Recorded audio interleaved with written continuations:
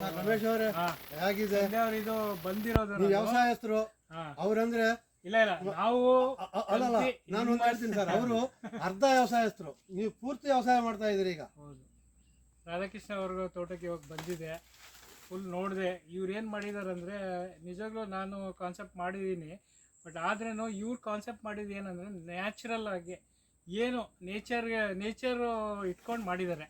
ಆಮೇಲೆ ಗಿಡಗಳು ಪ್ಲಾನ್ ಮಾಡಿದ್ದಾರೆ, ಏನು ಗಿಡ ಎಲ್ಲ ಹಾಕಬೇಕು, ಯಾವ ಗಿಡನೂ ಬೆಳೆಸಿದ್ರೆ ಎಷ್ಟು ಸ್ಪೇಸಿಂಗ್ ಇದು ಮಾಡಬೇಕು, ಸ್ಪೇಸಲ್ಲೇ ನಾವು ಹೆಂಗೆ ಉಳಿತಾಯ ಮಾಡಿಕೊಂಡು ಅಲ್ಲೇ ಎಷ್ಟು ಗಿಡಗಳು ಜಾಸ್ತಿ ಬರುತ್ತೆ ಆ ಸ್ಪೇಸ್ ಇವು ಒಳ್ಳೆ ಪ್ರಕಾರ ಯೂಸ್ ಮಾಡಿದ್ದಾರೆ. ಆಮೇಲೆ ಅದು ನೇಚರು ಇದು ಮಾಡಿದ್ದಾರೆ. ಏನು ಕೆಲವರು ಇವಾಗ ನುಗ್ಗೆ ಗಿಡ ಹಾಕಿದ್ದಾರೆ, ಅದು ನೈಟ್ರೋಜನ್ ಫಿಕ್ಸೇಷನ್ ಮಾಡುತ್ತೆ. ಒಂದು ಅಡಿಕೆ ಗಿಡ ಕರೆಕ್ಟಾಗಿ ಗ್ರೂಪ್ ಬಾಳೆ ಹಾಕ್ಬಿಟ್ಟು ಅಡಿಕೆಗಳ ಮಧ್ಯದಲ್ಲಿ ಹಾಕಿದ್ದಾರೆ, ಅದಕ್ಕೆ ನೆರಳಾಗುತ್ತೆ, ನೆರಳಾಗಿ ಆ ಗಿಡನೂ ಬೆಳೆಸಿದೆ. ಆಮೇಲೆ ಈ ತೋಟ ನೋಡಿದ್ರೆ ನೀವು ಇದಕ್ಕೆ ಏನು ಅವ್ರು ಕೆಮಿಕಲ್ಲು ಏನು ಯೂಸ್ ಮಾಡಲ್ಲ, ನ್ಯಾಚುರಲಾಗಿ ಮಾಡಿರೋದು ತೋಟ. ಆಮೇಲೆ ಅದು ಅದಕ್ಕೆ ಥರ ಕಾಣಿಸ್ತಾ ಇದೆ, ಆ ಗ್ರೀನರಿನೇ ಅದು ಮಾತು ಹೇಳ್ತಾ ಇದೆ.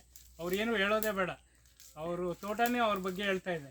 ಅವರು ಏನು ಮಾಡಿದ್ದಾರೆ ಅಂತ ಯಾರು ಅವ್ರು ಬಾಯ್ಬಿಟ್ಟು ಹೇಳೋದೇ ಬೇಡ. ಈ ತೋಟ ನೋಡಿಬಿಟ್ರೆ ನಾವೇ ಬಾಯ್ಬಿಟ್ಟು ಎಲ್ಲ ಹೇಳ್ತೀವಿ, ಆ ಥರ ತೋಟ ಇಟ್ಟಿದ್ದಾರೆ. ಇದು ತುಂಬ ಅದ್ಭುತವಾಗಿ ಬರುತ್ತೆ. ಇನ್ನೂ ಒಂದು 2 ವರ್ಷ ಆದರೆ ನೀವು ಹೊರಗಡೆ ಹೆಂಗಿರುತ್ತೆ ಅಂದರೆ ನಿಮಗೆ ಒಂಥರ ಸ್ವರ್ಗ ಥರ ಇರುತ್ತೆ ಬಂದು ಇಲ್ಲಿ ಹೋಗೋದು. ಆಮೇಲೆ ನ್ಯಾಚುರಲ್ ಆಗಿ ಈ ಫಾರೆಸ್ಟ್ ಅಂದ್ಕೊಳ್ಳಿ, natural forest with total income, ಎಲ್ಲ ಗಿಡದಲ್ಲೂ ಅಷ್ಟಷ್ಟು ಇನ್ಕಮ್ ಬಂದರೆ ನೀವು ಕ್ಯಾಲ್ಕುಲೇಟ್ ಮಾಡಿದ್ರೆ ತಿಂಗಳಲ್ಲಿ ನೀವು ಇಷ್ಟು ದುಡಿಮೆ ನೀವು ಎಲ್ಲೂ ಹೋಗಿ ಮಾಡೋಕ್ಕಾಗಲ್ಲ.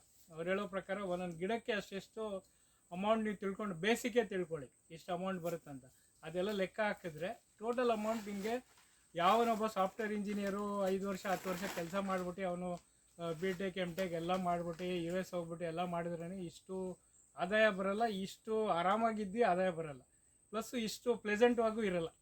ಅವರೇ ಅವನು ಓನರು ಅವ್ನು ಮಾಡ್ಕೊಂಡು ಈ ನೈಸರ್ಗಿಕ ಇದ್ಬಿಟ್ಟು ಆ ಕೆಲಸ ಮಾಡೋಕ್ಕೆ ತುಂಬ ಕಷ್ಟ. ಅವ್ರು ಮಾಡಿದ್ದಾರೆ, ಯಾಕಂದರೆ ಅನುಭವ ಅವರು ಇಲ್ಲಿ ಎಲ್ಲ ಯೂಸ್ ಮಾಡಿದ್ದಾರೆ, ಅವರ ಅನುಭವ ಏನಿದೆ ಇಷ್ಟು ವರ್ಷ ಮಾಡಿರೋ ಕೆಲಸ. ಆಮೇಲೆ ಏನು ಗೊತ್ತಾ, ಇದು ನ್ಯಾಚುರಲ್ ಫಾರ್ಮಿಂಗ್ ಮಾಡಬೇಕಂದ್ರೆ ಒಂದು ಮನಸ್ಸಿಂದ ಬರಬೇಕದು, ಮನಸ್ಸಿಂದ ನಾವು ಇರಬೇಕು ತೋಟಲ್ಲಿ, ಆವಾಗಲೇ ಈ ಥರ ತೋಟ ಬರೋದು. ಇಲ್ಲ ಅಂದರೆ ನಾವು ಎಲ್ಲೂ ಹಾಕಿ ನನ್ನ ಹತ್ರ ದುಡ್ಡಿದೆ ಅಂತ ಹಾಕಿ ಗಿಡಗಳು ಹಾಕಿ ಯಾರಿಗೋ ಕೆಲಸವ್ರು ಬಿಟ್ಟರೆ ಅದು ಬರೋಲ್ಲ.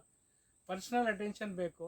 ಅವ್ರು ಹೇಳೋ ಪ್ರಕಾರ ಒಂದೊಂದು ಗಿಡಕ್ಕೆ ಮಾತಾಡಬೇಕು, ಒಂದೊಂದು ಗಿಡ ಹತ್ರ ಮಾತಾಡ್ಬೇಕಂತ ಹೇಳೋದು ಅದು ಅವ್ರು ಸೈಂಟಿಫಿಕಲಿ ಹೇಳ್ತಾ ಇದ್ದಾರೆ. ಅದು ನಿಜ, ಯಾಕಂದರೆ ನಂದು ತೋಟಲ್ಲಿ ನಾನು ಅದೆಲ್ಲ ಅನುಭವ ಮಾಡಿದ್ದೀನಿ. ಅದು ಮುಂದೇನೂ ಇನ್ನೂ ಬೆಳೆಸೋಣ ಇದ್ದೀನಿ. ಇವಾಗ ಇವರು ಏನು ರಾಧಾಕೃಷ್ಣವ್ರು ಹೇಳಿದ್ರು ಅದ್ರ ಮೇಲೆ ನನಗೆ ತುಂಬಾ ಇದರಲ್ಲಿ ಹೆಲ್ಪ್ ಆಗಿದೆ. ಇನ್ನೂ ಎಷ್ಟೋ ನನಗೂ ಒಂದು 5% ನಾನು ತಿಳ್ಕೊಂಡಿದ್ದೆ, ಇನ್ನೂ ಒಂದು 10-20% ಅವ್ರ ಹತ್ರ ಕಲ್ತ್ಕೊಂಡಿದ್ದೀನಿ. ಇವಾಗ ಅದೇನೇ ನಾನು ಇಂಪ್ಲಿಮೆಂಟ್ ಮಾಡೋಕ್ಕೆ ಟ್ರೈ ಮಾಡ್ತೀನಿ. ಅವ್ರು ತುಂಬ ಧನ್ಯವಾದಗಳು. ಅವ್ರ ಫ್ಯಾಮಿಲಿ ಎಲ್ಲ ಇಷ್ಟು ಮಾಡಿ ಇಷ್ಟೆಲ್ಲ ಕಷ್ಟಪಟ್ಟು ಇಲ್ಲೆಲ್ಲ ಮಾಡಿದಾರಲ್ಲ. ಆಮೇಲೆ ಬೇರೆ ರೈತರಿಗೆ ಹೇಳ್ತಾ ಇದ್ದಾರೆ, ಅದು ಮೋಸ್ಟ್ ಇಂಪಾರ್ಟೆಂಟ್. ಯಾರೂ ಮಾಡಲ್ಲ, ಅವ್ರ ತೋಟ ಮಾಡಿಬಿಟ್ಟು ಅವರು ದುಡ್ಡು ಮಾಡಿಕೊಂಡು ಅವ್ರು ಚೆನ್ನಾಗಿರೋದಂತ ನೋಡ್ತಾರೆ. ಬಟ್ ಇವರು ಎಲ್ಲ ಸಮಾಜಕ್ಕೆ ಬೆಳೆಸ್ತಾ ಇದ್ದಾರೆ, ಅದು ತುಂಬ ಒಳ್ಳೆ ಕಾರ್ಯ ಮಾಡ್ತಾ ಇದ್ದಾರೆ. ಅದಕ್ಕೆ ಮುಂದೇನೂ ಈಗ ಚೆನ್ನಾಗಿ ಮಾಡಿ ಸರ್. ಎಲ್ಲ ರೈತರು ನಮಗೆಲ್ಲ ಹೇಳಿ ಈ ಥರ ಮಾಡಿ, ಆ ಥರ ಅಡ್ವೈಸ್ ಮಾಡಿ ನಾವು ತಿಳ್ಕೊತೀವಿ. ಆಮೇಲೆ ಯಾವ ರೈತರಿಗೆ ಆಸಕ್ತಿ ಇದೆ ಅಲ್ಲೋ ಅವ್ರು ಬಂದೇ ಬರ್ತಾರೆ ಇವ್ರ ತೋಟಕ್ಕೆ, ಅವ್ರು ಕೇಳ್ಕೊಳ್ತಾರೆ. ಯಾರಿಗೂ ಆಸಕ್ತಿ ಇಲ್ಲ, ಅವ್ರು ಏನೋ ರೀಸನ್ ಹೇಳ್ತಾರೆ. 1000 ರೀಸನ್ನು ಮಾಡೋದಕ್ಕೆ 1000 ರೀಸನ್ ಇದೆ, ಮಾಡೋಕ್ಕೆ 1 ರೀಸನ್ ಸಾಕು. ತುಂಬ ಧನ್ಯವಾದಗಳು.